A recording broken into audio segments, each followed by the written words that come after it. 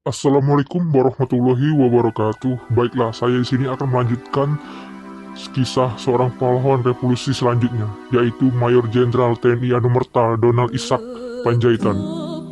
Donald Ishak Panjaitan yang lebih dikenal DI Panjaitan merupakan perwira tinggi Angkatan Darat yang menjadi korban gerakan 30 September G30 atau G30 SPKI. Ia dilahirkan di desa Sitorang, Balige, Tapanuli pada tanggal 9 Juni 1925. Sebagai seorang pemuda yang mementingkan pendidikan, ia pun mengikuti pendidikan sejak dari bangku sekolah dasar hingga ke sekolah menengah atas. Tidak lama setelah Panjaitan menamatkan pendidikannya di sekolah menengah atas, Belanda menyerah kepada Jepang pada tahun 1942. Pada tahun 1943 pun Panjaitan merantau ke Riau dan bekerja sebagai kepala pembukuan di sebuah perusahaan kayu milik Jepang. Di perantauan tersebut, Panjaitan memasuki dunia kemiliteran pada zaman pendudukan Jepang. Ia pun wajib mengikuti pendidikan militer Yugun. Setelah selesai pendidikan di Guyugun, ia ditempatkan di Pekanbaru, Riau, hingga Indonesia memproklamasikan kemerdekaannya. Ketika Jepang menyerah kepada Sekutu karena kalah pada Perang, Panjaitan pun bergabung dengan rekan-rekan pemuda lainnya mendukung proklamasi kemerdekaan Republik Indonesia. Pada masa awal kemerdekaan RI, inilah Panjaitan bersama teman-temannya dan para pejuang lainnya membentuk PRI atau Pemuda Republik Indonesia. Di bulan Desember 1945, PRI diubah menjadi Tentara Keamanan Rakyat atau TKR. Para tentara di TKR dibagi menjadi 3 batalion, masing-masing berkedudukan di Pekanbaru, Bengkalis, dan Idrigi. Sementara Panjaitan menjadi komandan batalion TKR di Pekanbaru. Selanjutnya, Panjaitan sering berpindah tugas dan jabatan. Ini terjadi karena karirnya di militer terus menanjak. Pada bulan Maret 1948, ia ditugaskan sebagai komandan pendidikan Divisi 4 Banteng, Divisi 10 Banteng di Bukit Tinggi. Ketika Belanda melancarkan agresi militer 2, Panjaitan dipercaya menjabat Kepala Staf Umum 4 Supply Komandandemen Tentara Sumatera pada tahun 1949. Selama terjadi agresi militer Belanda, pemerintah membentuk Pemerintahan Darurat Republik Indonesia atau PDRI. Pimpinan Mr. Syarifudin Prawinegara di Bukit Tinggi, Sumatera Barat. Pada saat itu Panjaitan diangkat menjadi pimpinan Pusat Perbekalan Perjuangan atau PDRI dengan pangkat kapten. Berakhirnya agresi militer Belanda II menyebabkan Indonesia memperoleh pengakuan kedaulatan. Karirnya di militer pun semakin menanjak. Ia pun ditugaskan menjadi Kepala Seksi 2 Staf Operasi Tentara dan Teritorium atau TNT 1 Bukit Barisan di Medan, Sumatera Utara.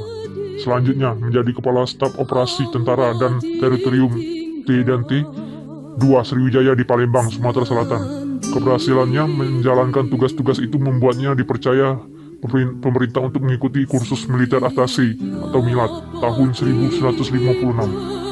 Selesai kursus, ia ditugaskan sebagai atase militer RI di Bonn, Jerman Barat. Sekembalinya ke Indonesia, karena masa tugasnya telah berakhir sebagai atase militer, ia bertugas sebagai perwira yang diperbantukan pada Deputi 1 Kepala Staf Angkatan Darat. Pada tahun 1962, ia diangkat menjadi asisten 4 Panglima Angkatan Darat atau Mempangat dan memperoleh kesempatan mengikuti pendidikan di Associated Commandant and General Staff College di Fort Leavenworth, Kansas, Amerika Serikat tahun 1963 sampai dengan 1964. Sekembalinya ke Indonesia, ia tetap menjabat sebagai asisten 4 Menteri Panglima Angkatan Darat atau Mempangat dengan pangkat Brigadir Jenderal. Jabatan itulah yang terakhir diembannya sehingga peristiwa sadis G30 SPKI terjadi. Ketika mengemban jabatan tersebut, Panjaitan berhasil membongkar rahasia pengiriman senjata dari Republik Cina atau RRC untuk PKI. Senjata-senjata tersebut dimasukkan ke dalam peti-peti bahan bangunan yang akan dipakai dalam pembangunan gedung Konovo atau Conference of the New Emerging Force. senjata-senjata itu diperlukan PKI yang sedang giatnya mengadakan persiapan melancarkan pemberontakan. Pemerintahan RRC pada waktu itu dipimpin oleh Mao Zedong mau mendukung partai-partai komunis di negara-negara lain dengan mengirimkan berbagai bantuan, baik berupa senjata, dana maupun pelatihan personil. Terbongkarnya rahasia pengiriman senjata itu membuat PKI menganggap DI Panjaitan adalah salah satu musuh mereka yang harus disingkirkan bersama para perwira tinggi lainnya. Perselisihan dan pertentangan antara PKI dan Angkatan Darat semakin menjadi-jadi. Pada saat PKI mengajukan ide untuk pembentukan Angkatan kelima, yaitu kaum buruh dan kaum tani dipersenjatai, Angkatan Darat merupakan termasuk Panjaitan dengan tegas menolaknya. Ketika perdebatan tentang pembentukan Angkatan kelima masih berlangsung, Kepala Staf Angkatan Bersenjata atau Kasab Jenderal TNI Abdul Haris Nasution mengimbangi usaha PKI tersebut dengan membentuk Hansip atau Pertahanan Sipil, Menwa, Resimen Mahasiswa, dan kesatuan-kesatuan karyawan di perusahaan-perusahaan negara. Alasan penolakan pimpinan AD adalah Angkatan kelima hanya akan berbahaya bila dipersenjatai. Sebenarnya, ide tersebut hanyalah akal-akalan PKI yang ingin menembus kekalahannya pada peristiwa Madiun, ditambah dengan cukup banyak. Sementara pihak PKI dan pro-PKI berargumentasi bahwa pembentukan Angkatan kelima merupakan realisasi dan slogan tentara rakyat. Sejak saat itulah ditolaknya dengan ide Angkatan kelima, PKI mencari cara lain. PKI pun mengubah beberapa oknum di ABRI dengan cara menyebarkan isu adanya Dewan Jenderal yang akan menggulingkan pemerintahan Presiden Soekarno pun dihembuskan agar semakin kuat mendapat dukungan. Upaya tersebut pun berhasil dengan bantuan beberapa oknum di tubuh ABRI. PKI pun melakukan serangkaian latihan militer secara diam-diam. Kegiatan ini dipersiapkan PKI untuk melakukan suatu pemberontakan yang diberi nama Gerakan G30 SPKI. Pada dini hari, tanggal 1 Oktober 1965, rumah Brigjen DI Panjaitan dikepung oleh gerombolan PKI yang berpakaian pengawal presiden atau Cakrawirawa dengan alasan adanya panggilan menghadap Panglima tertinggi Presiden Soekarno. PKI memaksa Panjaitan untuk ikut dengan mereka. Namun DI Panjaitan merasa heran akan pemanggilan mendadak tersebut. Di tengah rasa heran tersebut, Panjaitan tetap bersikap tenang dan sempat memakai pakaian dinas sehari-hari lengkap sebelum mengikuti paksaan untuk pergi bersama penculiknya. Firasat yang tajam membuat ia merasa adanya bahaya yang sedang terjadi di halaman depan rumahnya. Sebelum memasuki mobilnya, Panjaitan pun berhenti sejenak dan berdoa di samping mobilnya. Karena gerombolan PKI tidak sabar melihat akan sikap Panjaitan, pasukan PKI tersebut menembakkan senjatanya hingga tepat mengenai kepala DI Panjaitan hingga akhirnya tewas. Jenazahnya yang masih belum berdarah segar diseret dan dinaikkan ke dalam truk, lalu dibawa ke daerah Lubang Buaya, dekat dengan Bandar Utama Halim Perdana Kusuma, di daerah Lubang Buaya, Jakarta Timur. Gerombolan PKI memasukkan jenazahnya ke dalam sumur tua bersama jasad-jasad korban penculikan lainnya. Beberapa hari kemudian, yaitu pada tanggal 4 Oktober 1965, melalui pencarian yang dilakukan di bawah pimpinan Soeharto atau mantan Presiden RI yang waktu itu menjabat sebagai Pangkostrat, ditemukanlah jenazah korban penculikan oleh PKI tersebut.